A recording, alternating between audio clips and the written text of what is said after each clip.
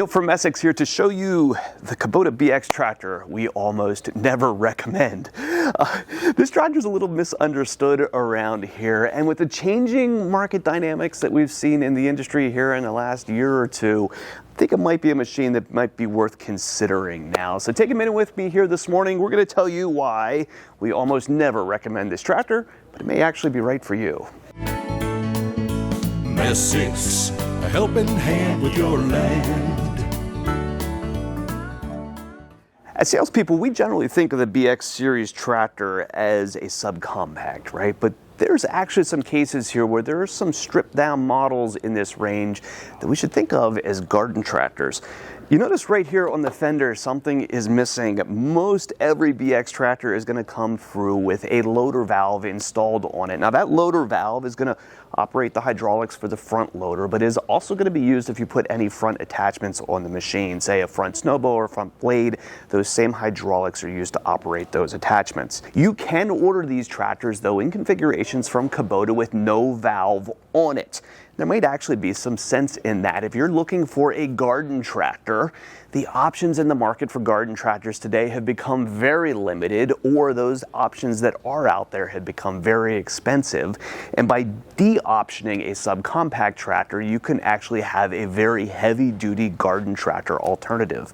This valve adds about $750 to the cost of these tractors, and we would usually look at that and say that's $750 well spent, because you're going to want that ability on your machine to operate all of those attachments. But if you're looking for a machine purely for mowing, you may not actually need to spend that money. So why do we not recommend this tractor without the valve? A lot of it comes down to the installation time. The cost to get this valve pre-installed by the factory or to get it after the fact is basically the same. This can be purchased as a separate add-on kit.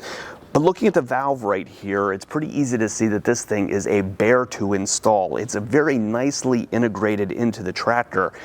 So for us to go through and add one of these on after the fact, the seats, the floor pan, everything needs to be torn apart on the machine in order for us to get down to the guts to install the valves and all the hydraulic hard lines and everything to get it in place. So while this is about a $750 cost savings and not buying this on your machine new, if you decide to add it after the fact, you probably have a solid day's worth of labor in order to install it again. So for that reason, that's made this the configuration that we never tend to recommend, because it is a good investment, good value in your tractor to buy it up front if you're going to use it.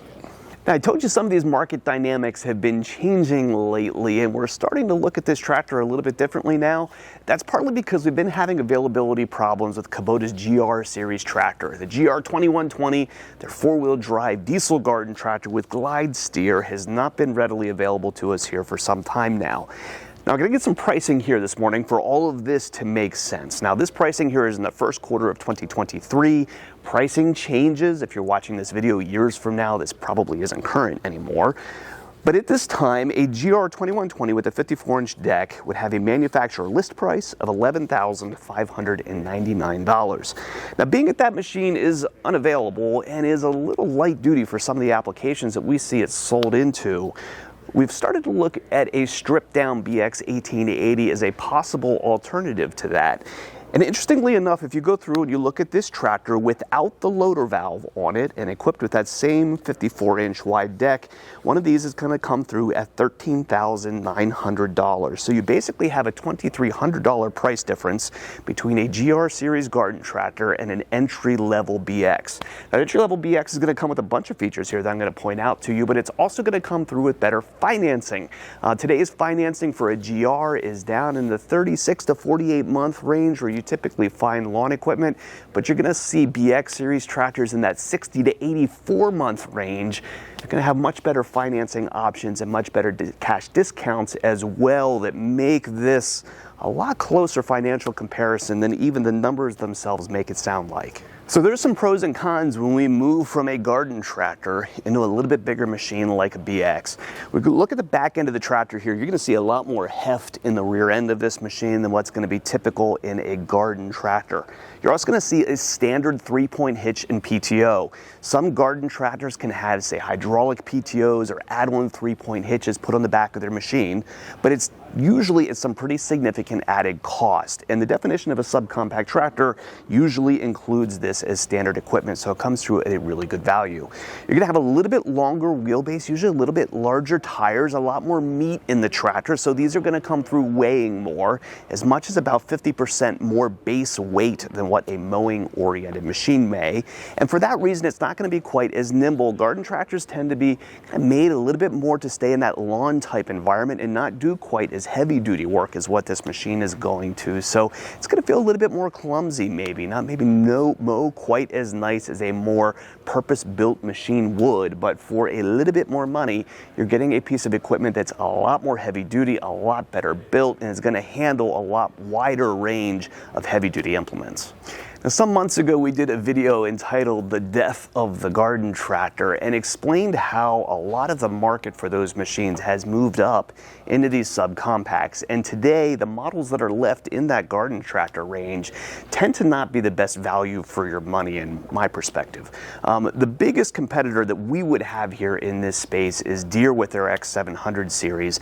And some of these financial comparisons here are going to explain to you a little bit of exactly how complicated this market has gotten now, just because there's not that much sales volume there anymore.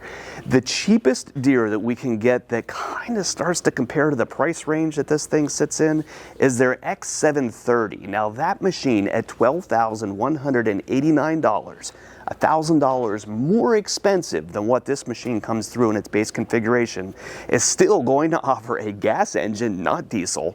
It's going to be two-wheel drive, not four-wheel drive, and still not even offer a three-point hitch. So you're paying $1,000 more money for a machine with very little standard equipment that cannot compare to the bulk of this thing anymore. Now, we all know Deere has gotten a ridiculous premium for their X700 series machines for a very long time. But I would contend part of the reason why you're starting to see these machines become so expensive is because of their declining sales volume. They just don't make that much sense on the market anymore. To start to find an X700 that's going to kind of come close to the equipment that this has, you'd have to go up to the X750. That's their cheapest diesel right now. It's going to be $2,000 more expensive than what this is. To be fair, it's going to offer a little bit more horsepower. That's a 24-horse machine where this is 18, so it's not quite apples to apples there in the engine, but that's where you need to go to start to get a machine that's four-wheel drive. At that point, though, you're still lacking a three-point hitch and a PTO, all of which have to be added on at significant extra expense. If we're staying in Deere's product line, and even their salesman would probably tell you to get these things, we need to go up to a subcompact tractor, up to a 1 Series machine. Deere doesn't have an 18 horsepower small subcompact the way that Kubota does.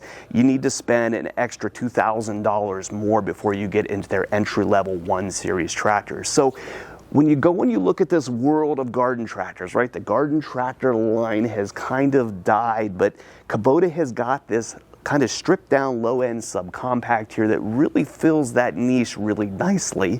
And so I kind of look at this machine now and feel like, while over the years we have not recommended it for, its lower price point, that the valve really probably should be included in many cases, if you're looking for a dedicated garden tractor and for a mowing-oriented machine, this thing actually kind of makes a lot of sense, and that's why it's sitting in our showroom here today. So that's a little bit on the BX tractor that we never recommend.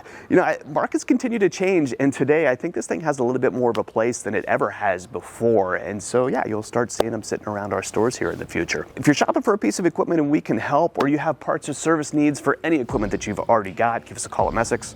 We're available at 800-222-3373 or online at messick's.com. I think it just be no message on the BX1880. You ready?